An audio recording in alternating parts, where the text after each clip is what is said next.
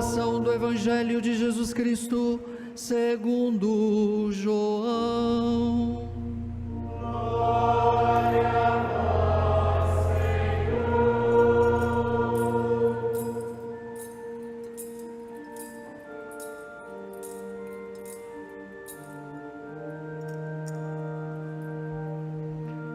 Deus amou tanto o mundo que deu o seu Filho unigênito, para que não morra todo o que nele crer, mas tenha vida eterna.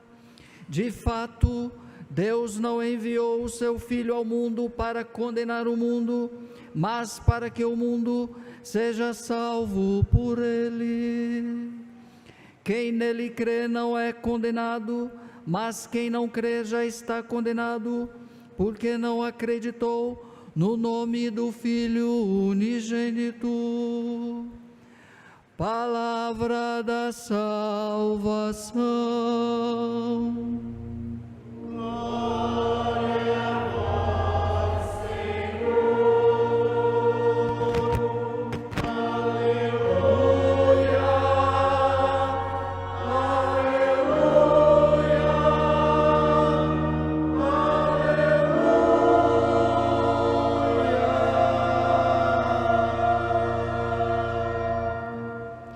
Podemos sentar. Hoje celebramos esta solenidade da Santíssima Trindade. A nossa liturgia é muito bela, é muito perfeita. Quem acompanha o ano litúrgico todo sabe o que acontece dentro do projeto divino. E quem faz esse caminho, mais ainda, vivencia de forma eficaz tudo aquilo que a espiritualidade da nossa fé cristã católica nos proporciona. Terminado o tempo pascal, nós temos o evento maior, que é a Páscoa, onde a manifestação do Filho de Deus se dá com a sua paixão e morte e chega ao seu ápice no evento pascal. Depois da ascensão, quando Jesus retorna, ele promete que nos enviará o Espírito Santo. Celebramos no domingo passado, recordamos o Pentecostes.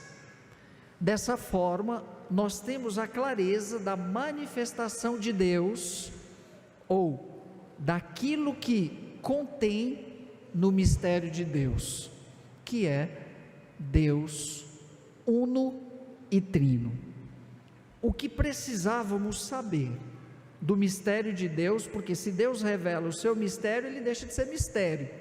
O mistério de Deus será sempre o mistério, mas Deus nos permite saber alguma coisa do seu mistério, ou seja, numa palavra mais humana, da sua intimidade. E na sua intimidade existe três pessoas: o Pai, o Filho e o Espírito Santo. Porém, não são três deuses, são três pessoas distintas. Eu posso distingui-las: o Pai é um, o Filho é um e o Espírito Santo é outro. Porém, essas três pessoas são consubstanciais, elas têm a mesma essência e substância e formam um Deus único. É como a mão, tem 5 dedos.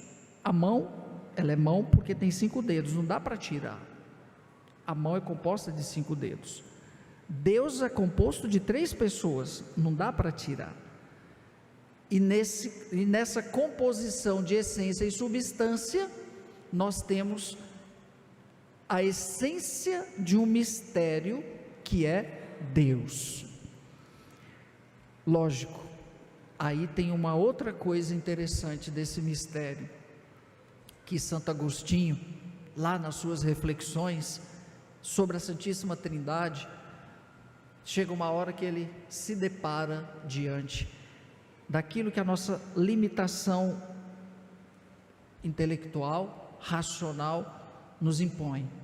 Ele diz: é mais fácil colocarmos toda a água do mar num recipiente qualquer, numa garrafa, num pote, do que entender esse mistério, porque com certeza Agostinho, como muitos de nós, Já parou alguma vez para se perguntar, ou para fazer essa pergunta, ou esse questionamento que esbarra no limite profundo? De onde Deus surgiu? Porque vejam bem, poderíamos não existir, o mundo poderia não existir, o universo, as galáxias, tudo que foi criado por Deus poderia não existir, se Deus não existisse. Aí a pergunta é, porque racionalmente nós usamos uma lógica, a lógica aristotélica, que faz com que nós compreendamos a origem das coisas. Se eu tenho essa cadeira, eu sei que ela é de madeira, porque um dia foi árvore, e a árvore foi uma semente que foi plantada, então eu sei a origem, beleza, ótimo, eu sei que a cadeira, a origem da cadeira, mas e a origem de Deus? Com certeza isso já passou na cabeça de muitas pessoas, inclusive na minha, quando era criança e estava na catequese, deixei a catequista maluca, quando eu perguntei para ela de onde Deus veio. Aí ela falou assim para mim: filho, nunca vou esquecer, Deus veio do nada. Eu não contente, e o nada veio da onde? Por quê? Se Deus veio do nada, o nada veio de alguma coisa. Aí ela: Deus sempre existiu. Aí ela desistiu. Só mais lá na frente que eu fui encontrar a resposta estudando teologia. Ou seja, Deus não tem uma origem, porque se Deus tivesse a origem em alguma outra coisa externa a Ele, aquela outra coisa externa a Ele seria maior do que Ele. Logo, nada é maior do que Deus.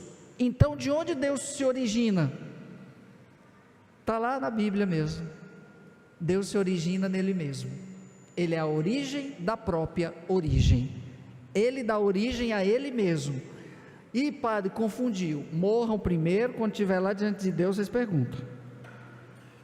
Tá bom? Por enquanto, contentem-se com isso.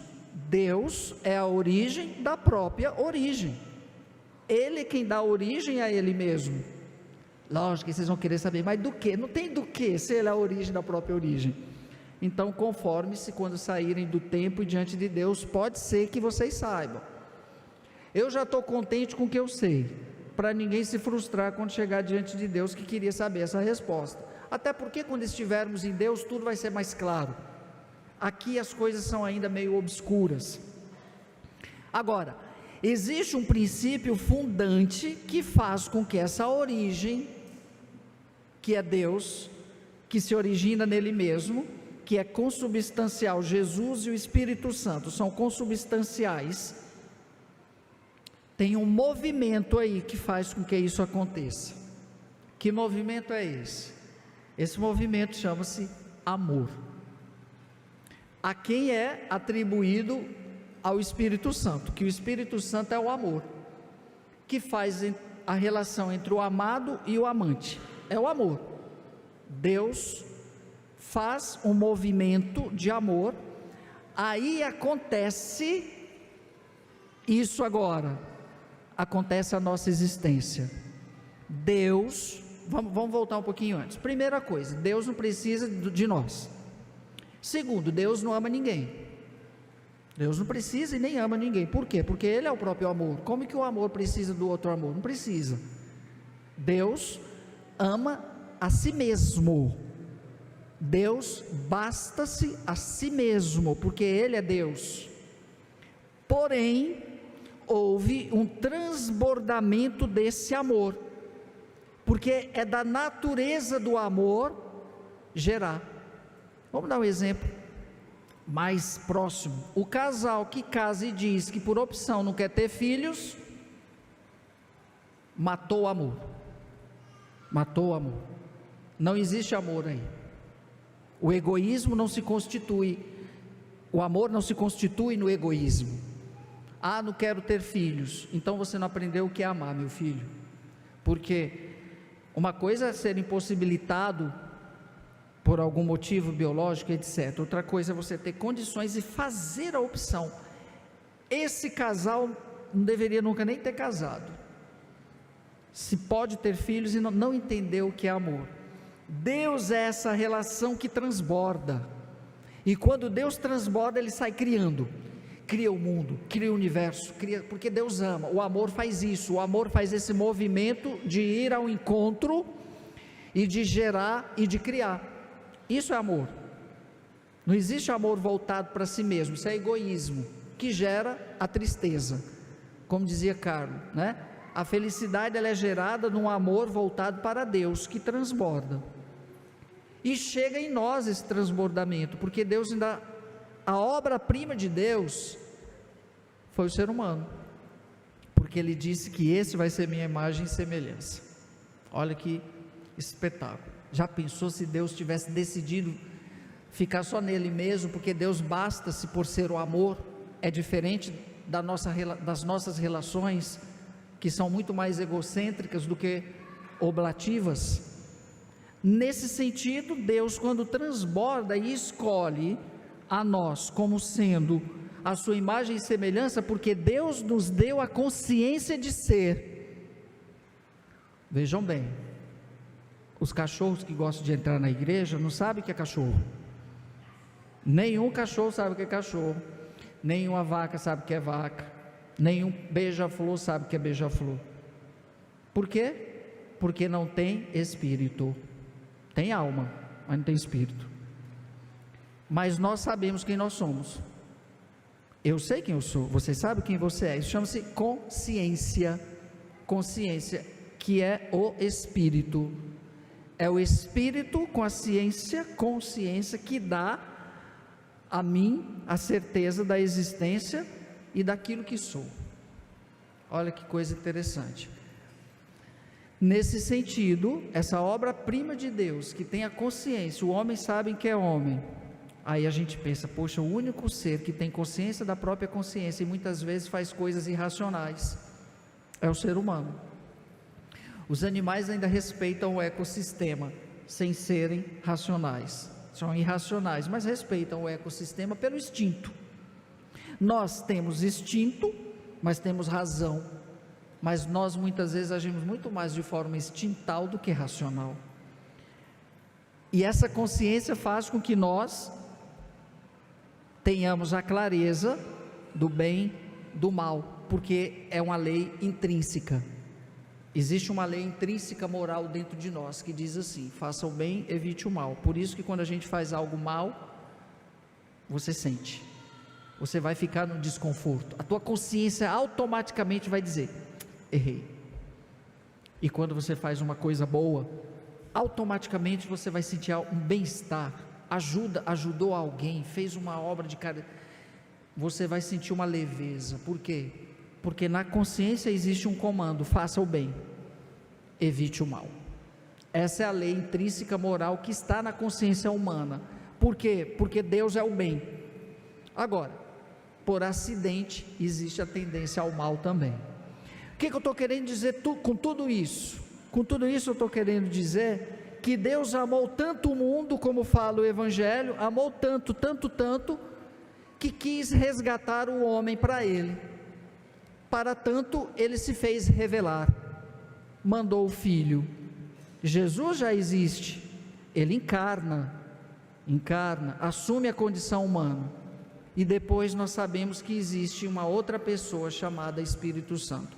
É bem verdade também que existem algumas religiões e tendências aí que não acolhem esse Deus unitrino, mas a nossa fé é fundante no Deus unitrino.